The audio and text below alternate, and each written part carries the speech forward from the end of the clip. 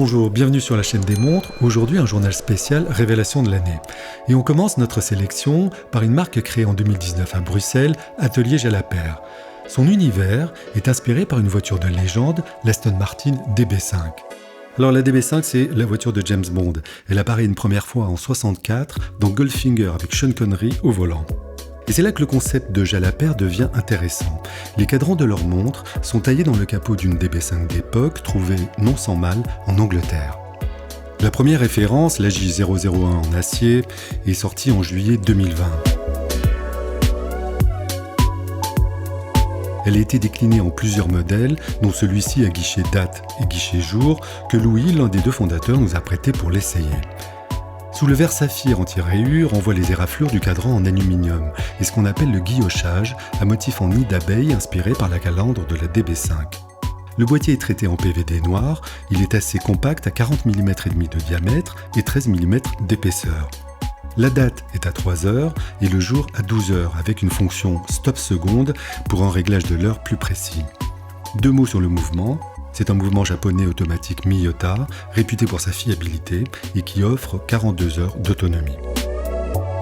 Ce modèle PVD est au prix de 1 150 € en édition limitée à 600 exemplaires.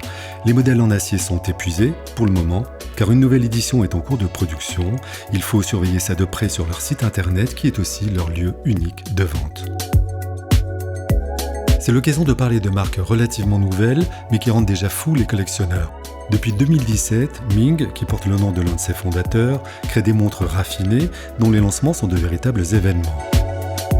Le tout dernier modèle, la 3705 Phase de Lune, est sorti fin novembre dans le monde entier. Pas d'index pour cette montre au style minimaliste, mais un cadran en saphir couleur bleu nuit. Le mouvement d'origine suisse est un remontage manuel et la phase de lune, précisément, est figurée par le disque luminescent à 6 heures. Il n'a fallu que quelques secondes le 27 novembre pour écouler les 350 exemplaires qui étaient réservés au grand public au prix environ de 4 800 €. Ce qui, fatalement, alimente la spéculation. Les Ming se négocient 2, 3, 4 fois leur prix à la revente et s'envolent déjà aux enchères. Mais plus que la valeur, c'est le style qui identifie ces montres. La marque écossaise Nordin a vu le jour en 2018 à Glasgow et s'est fait connaître grâce à ses cadrans émaillés qui témoignent d'un savoir-faire très ancien. Chaque cadran est fait à la main par les mêmes émailleurs ou émailleuses. Plusieurs couleurs sont disponibles, mais ce modèle One en gris fumé est certainement le plus élégant. C'est une montre automatique à 38 mm de diamètre et 11 mm d'épaisseur, d'un style que l'on pourrait qualifier de classique contemporain. Ce modèle One a connu un très grand succès à sa sortie, une réédition a été lancée début décembre au prix de 2300 €. Et là aussi, en quelques minutes, toute la production s'est envolée. Mais l'histoire n'est pas finie, une autre réédition est prévue. Dans cette liste, on peut enfin ajouter la marque italienne Unimatic. Elle produit depuis 2015 des éditions limitées inspirées par les montres de plongée des années 60 et 70, mais dans un style contemporain. Il y a comme un air de famille entre la Blancpain militaire 50 Fathoms, fournie dans les années 70 au commando marine de la RFA, et ce modèle Oun, réalisé avec le studio de création Masséna Lab cette année, et dont l'édition est déjà épuisée. 4 générations d'Unimatic sont sorties à ce jour, des montres à 3 aiguilles et des chronomètres, dans une fourchette de prix de 490 à 650 €. Il y a en plus des éditions spéciales, avec Hodinkee notamment, qui sont assez recherchées.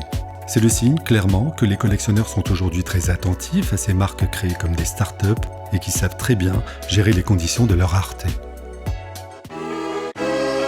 C'est avec un quiz comme d'habitude que l'on termine ce journal des montres, mais avant cela je vais vous donner les résultats du dernier. Il fallait donner l'heure de cette nouveauté 2021, la Chanel Monsieur Superleggera, dont le cadran il est vrai est assez compliqué, en tout cas pas classique. Et donc il fallait lire 2 heures, 17 minutes et 7 secondes. Et à ce petit jeu, c'est Antoine et Jean qui les premiers ont donné la réponse dans les commentaires. La chaîne des montres vous félicite. C'est l'heure maintenant du nouveau quiz pour tester en s'amusant nos connaissances en horlogerie.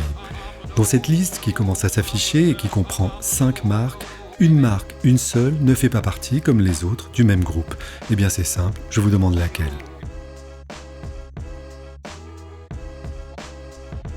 Dans la réponse que vous nous donnerez peut-être dans les commentaires, vous nous direz aussi de quel groupe horloger il s'agit.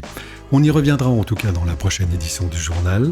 N'oubliez pas de vous abonner, vraiment, ça nous encourage à continuer. Et d'ici là, je vous dis à la bonne heure.